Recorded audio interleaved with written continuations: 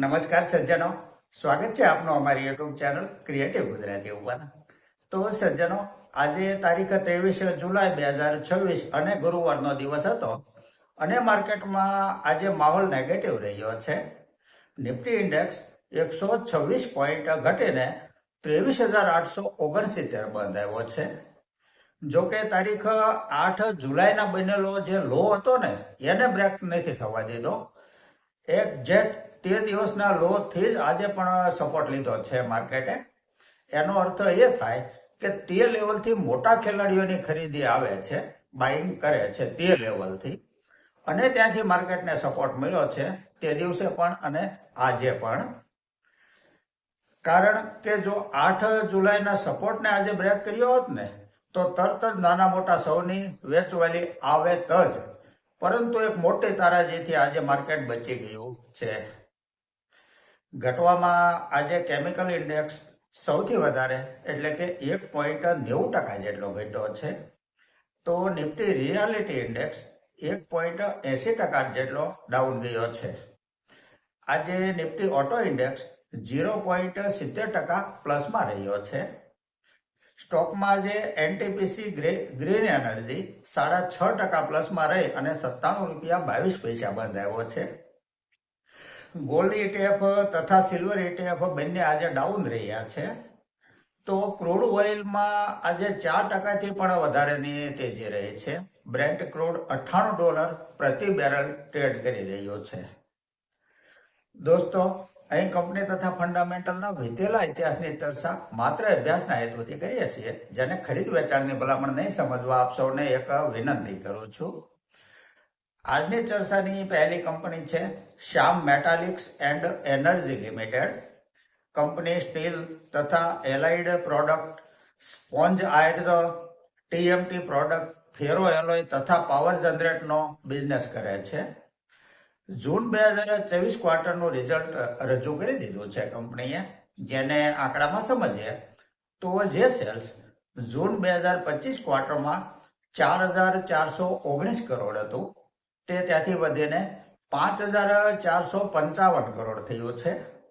Net profit 291 કરોડથી વધી 351 કરોડ થયો છે. છેલ્લા 3 વર્ષનો કમ્પાઉન્ડિંગ પ્રોફિટ ગ્રોથ 9% છે, પરંતુ TTM 22% છે.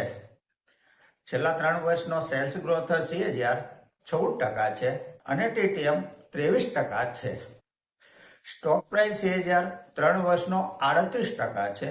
ઓપરેટિંગ પ્રોફિટ માર્જિન 14% છે. બેલેન્સ શીટ જોઈએ તો બોરોવિંગ 1,005 કરોડ છે. સામે રિઝર્વ કંપની પાસે 11,245 કરોડનો છે. નાણાકીય સ્થિતિ કંપનીની મજબૂત છે. માર્કેટ કેપ 28,949 કરોડની છે. સ્ટોક પ્રાઇસ ₹1,037 છે. 52 વીક હાઈ ₹1,090 બનેલો છે. પી રેશિયો 25 છે. ROCE 13% છે. ROE 9.70% છે. ડિવિડન્ડ yield 0.44% છે. ફેસ વેલ્યુ ₹10 છે. શેર હોલ્ડિંગ પેટર્ન જોઈએ તો પ્રમોટર હોલ્ડિંગ 74.59% છે. FII પાસે 2.97% હોલ્ડિંગ છે. DIIનું હોલ્ડિંગ 13.75% છે અને પબ્લિકનું હોલ્ડિંગ 8.42% છે.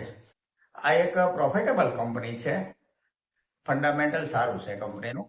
આગળની કંપની છે અશોક લેલન્ડ લિમિટેડ.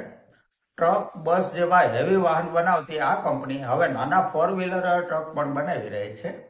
ફંડામેન્ટલ જોઈએ તો જે સેલ્સ માર્ચ 2025 ક્વાર્ટરમાં 14,696 કરોડ હતું તે ત્યાંથી વધીને માર્ચ 24 ક્વાર્ટરમાં 17,247 કરોડ થયું છે. નેટ પ્રોફિટ 1,246 કરોડથી વધી 1,381 કરોડ થયો છે. છેલ્લા 3 વર્ષનો કમ્પાઉન્ડિંગ પ્રોફિટ ગ્રોથ 46% છે. TTM 22% છે. સેલ્સ ગ્રોથ CAGR 3 વર્ષનો 11% છે અને TTM 16% છે. સ્ટોક પ્રાઇસ CAGR 3 વર્ષનો 19% છે. 5 વર્ષનો સ્ટોક પ્રાઇસ CAGR 20% છે અને 1 વર્ષનું રિટર્ન કંપનીએ 22% આપ્યું છે શેર હોલ્ડરોને. અને સાથોસાથ 2.32%ની ડિવિડન્ડ yield છે કંપનીની. એક ઇન્વેસ્ટરને આનાથી વધારે શું જોઈએ? રિટર્ન ઓન ઇક્વિટી 3 વર્ષનું 28% છે અને 1 વર્ષનું પણ 28% છે. બેલેન્સ શીટ જોઈએ તો બોરોવિંગ 63,900 કરોડ છે. રિઝર્વ કંપની પાસે 13,656 કરોડ છે. રિઝર્વની સરખામણીએ બોરોવિંગ વધારે કહી શકાય, પરંતુ હિન્દુજા ગ્રુપની આ કંપનીએ એવું સાબિત કરી દીધું છે કે તેઓ કર્જનો યોગ્ય ઉપયોગ અને યોગ્ય વહીવટ કરે છે. માર્કેટ કેપ 88,255 કરોડની છે. સ્ટોક પ્રાઇસ 150 રૂપિયા છે. 52 વીક હાઈ 215 રૂપિયા સુધી બનેલો છે. પી રેશિયો 23 છે. આરઓસી 13.80% છે. આરઓઈ 28% છે. શેર હોલ્ડિંગ પેટર્ન જોઈએ તો પ્રમોટર હોલ્ડિંગ 51.51% છે. એફઆઈઆઈ પાસે 20.67% હોલ્ડિંગ છે. ડીઆઈઆઈનું હોલ્ડિંગ 15.75% છે અને પબ્લિકનું હોલ્ડિંગ 11.99 લગભગ 12% છે. આપણા દેશની આ એક ઘણી જૂની પ્રોફિટેબલ કંપની છે. ફંડામેન્ટલ સારું છે કંપનીનું. આગળની કંપની છે આદિત્ય ઇન્ફોટેક લિમિટેડ. દોસ્તો, આપણા દેશમાં કોઈ પણ સ્થળે આપણે જઈએ, સ્થળના નામ નથી લેવા, ત્યાં દરેક જગ્યાએ કેમેરો આપણને અચૂક જોવા મળશે. જે સીસીટીવી કેમેરા આ કંપની બનાવે છે. ફંડામેન્ટલને જો આંકડામાં સમજીએ તો જે સેલ્સ માર્ચ 2025 ક્વાર્ટરમાં 977 કરોડ હતું, તે વધીને 1,422 કરોડ થયું છે. નેટ પ્રોફિટ 55 કરોડથી વધી 169 કરોડ થયો છે. આમાં અધર ઇન્કમ ફક્ત 2 કરોડની સામેલ છે. દોસ્તો, 55 કરોડથી 169 કરોડ એટલે ઘણો મોટો પ્રોફિટમાં જમ્પ ગણી શકાય. છેલ્લા 3 વર્ષનો કમ્પાઉન્ડિંગ પ્રોફિટ ગ્રોથ 48% છે. ટીટીએમ 561% છે. સેલ્સ ગ્રોથ 3 વર્ષનો 23% છે અને ટીટીએમ 36% છે.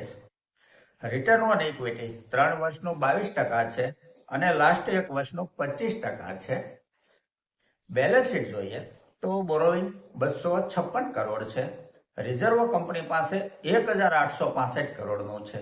માર્કેટ કેપ 42,701 કરોડની છે.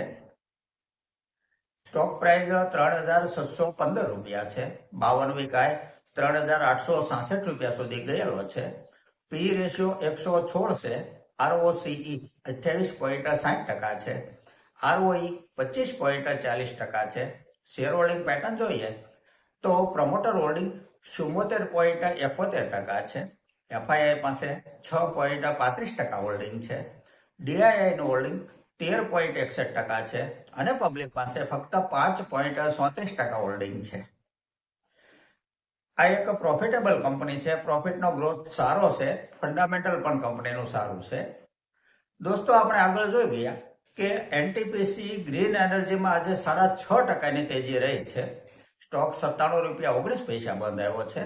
જેનું કારણ છે જૂન 2024 ક્વાર્ટરનું સારું આવેલું રિઝલ્ટ. જેને આપણે આંકડામાં સમજીએ તો જે સેલ્સ જૂન 25 ક્વાર્ટરમાં 680 કરોડ હતું, તે વધીને 1,107 કરોડ થયું છે. નેટ પ્રોફિટ 220 કરોડથી વધી 305 કરોડ થયો છે. જેના કારણે સ્ટોકમાં તેજી તો જોવા મળી છે.